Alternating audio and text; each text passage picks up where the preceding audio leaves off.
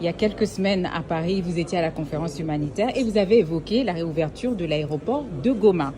Ça a fait beaucoup de bruit sur Internet, sur les réseaux sociaux, en se demandant mais comment est-ce que le Rwanda demande à ce que la FCM 23 soit impliquée, un groupe que la RDC juge de terroriste. Est-ce que vous pouvez revenir un petit peu là-dessus et nous éclaircir? Mu byumweru bishize i Paris mwari mu nama y'ubutabazi kandi mwavuze ko kongera gufungura ikibuga cy'indege cya Goma byateje impaka nyinshi ku mbuga nkoranyambaga, abantu bibaza ukuntu u Rwanda rusaba ko AFC M23 yitabazwa mu gufungura icyo kibuga, mu gihe Repubulika ya Demokarasi ya Kongo ibita itsinda cyangwa umutwe w'iterabwoba. Mwabisobanura iki? Minisitiri Olivier Nduhungirehe ati cyambere tugomba kumva niki, ikibuga cy'indege cya Goma kiri mu maboko y'ubuyobozi bw'ukuri buri ku butaka ari bwo AFC M23. Kuvuga ngo ushobora gufungura ikibuga cy'indege udakoze cyangwa udashatse uruhare rw'abafite icyo kibuga cy'indege mu maboko ni ibintu bidashoboka kandi nta naho bihurira n'ukuri. Icya kabiri, mbere yo kuvuga ku bijyanye n'ubutabazi cyangwa uburyo bwo kugeza imfashanyo aho zikenewe, tugomba kubanza kuvuga ku kibazo cy'umutekano. Nk'uko nabivuze kenshi, hari ibitero bya buri munsi bikoresheje indege z'intambara na drone zigabwa ku baturage, zikaba zigaye ibitero ku birindiro byabo bita abo basirikare cyangwa iyo mitwe yitwaje intwaro aribo basabwa gufungura icyo kibuga cy'indege.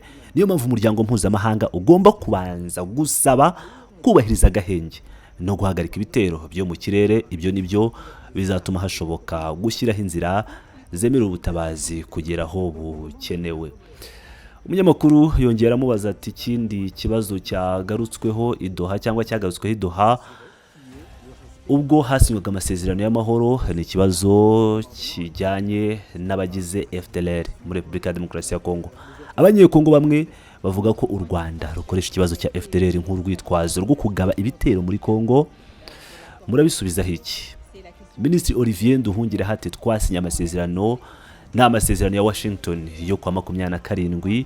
Ayo masezerano asobanura neza ibirebana n'umutekano. Repubulika ya Demokarasi ya Kongo igomba gukora isesengura n'ingamba zo guhashya FDLR. Icyo ni icyambere. Icya kabiri cyo ibyo nibyo bizatuma u Rwanda rubasha gukuraho ingamba zose zo kwirwanaho ibyo biri mu masezerano mu buryo bweruye. Nuko Repubulika ya Demokarasi ya Kongo ivuga ngo urwitwazo, ariko ibyo si ukuri kubera ko ayo masezerano ariho kandi yashyizweho umukono. Kandi mwarabibonye FDLR ubwabo bavuga ko batigeze bitegura gushyira intwaro hasi, ko bazakomeza kurwana kugeza ku musozo. Ariko FDLR icyari cyo niki? Ni itsinda cyangwa umutwe w'abajenosideri ugizwe n'abahoze mu ngabo n'imitwe yitwara gisirikare yakoze jenoside yakorewe abatutsi. Kurenga imyaka 31 nyuma ya jenoside yakorewe abatutsi yemejwe n'umuryango w'abibumbye, ukaba itsinda ry'abajenosideri riterwa inkunga rigafashwa cyangwa rigafatwa mu mugongo n'ubutegetsi bwa Kongo ndetse rigashyirwa no mu ngabo za leta. Ni ikintu gikwiye guca ibintu mu rwego mpuzamahanga.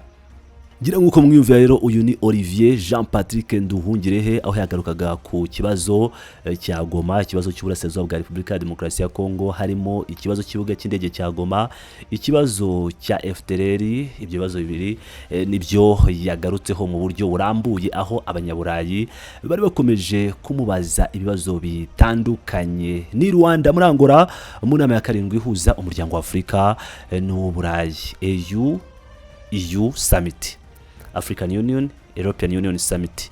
Ni inama rero ikomeye cyane aho yakwirujije kubikomeje kugenda bivugwa, akaba rero yavuze amagambo akomeye cyane, akaba nayo mpamvu tugiye kubisubiramo kugira ngo tubisesengure. Tugiye ku kibazo cy'ikibuga cy'indege cya Goma, umunyamakuru wo i Paris cyangwa w'i Paris yabajije ikibazo gisa no kugoreka ibintu agira ati bishoboka bite ku Rwanda rusaba ko AFC M23 Kinshasa yita umutwe witwaje intwaro cyangwa umutwe w'iterabwoba yitabazwa mu gufungura ikibuga cy'indege cya Goma? Sibo Kinshasa yita umutwe w'iterabwoba. Minisitiri Olivier Nduhungirehe yagize ati ni bande bafite icyo kibuga uyu munsi?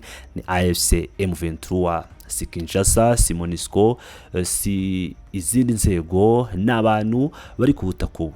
None se ushobora gute gufungura ikibuga cy'indege utavuganye n'abafite icyo kibuga mu maboko? Biroroshye. Niba ufite urufunguzo imbere yawe, niwe uvugana n'ufite urufunguzo. Nuvuga ngo niba udafite urufunguzo, uvugana n'ufite urufunguzo rwagufungurira ahantu kugira ngo ubashe kuhinjira. Akomeza agira ati mushaka ko indege z'ubutabazi zigera i Goma, mubanze muhagarike ibijyanye n'intambara, mucecekeshe izo ntwaro zanyu ziri mu kirere. Izo ndege buri munsi hari ibitero bikoresheje indege z'intambara, drones, bigaba ibitero hafi y'ikibuga n'ahari imiryango iyobora ako gace. Ibyo ni ibintu mwagiye gukomeza mugenda mubona.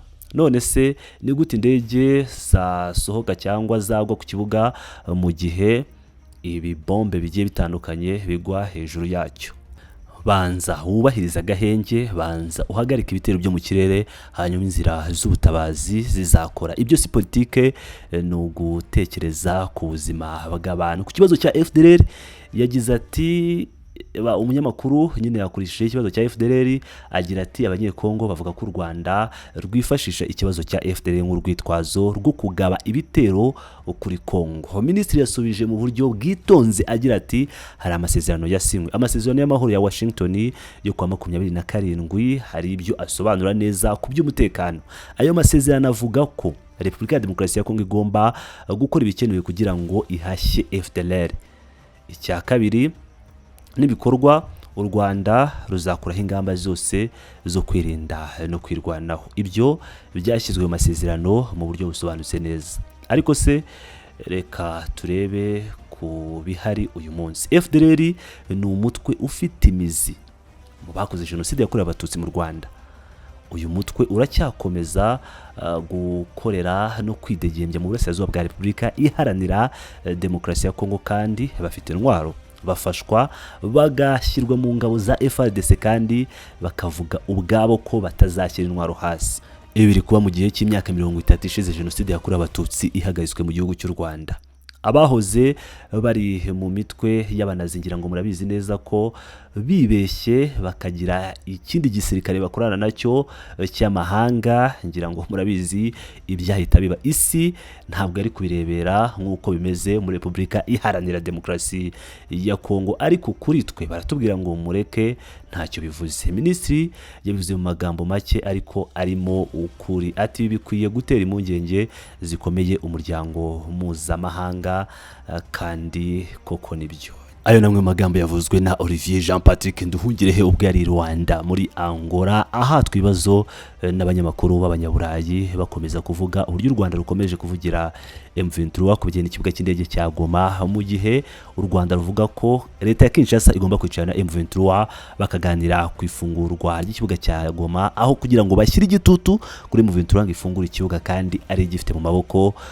Kugira ngo M23 igifungure nayo hari ibyisaba kugira ngo igarantise cyangwa bayigarantise ko umutekano wa Goma, umutekano w'abaturage ba Goma uzaba urinzwe cyangwa umeze neza. Ibi byose nibyo byakomeje kugenda bitangazwa n'abayobozi batandukanye ba AFC.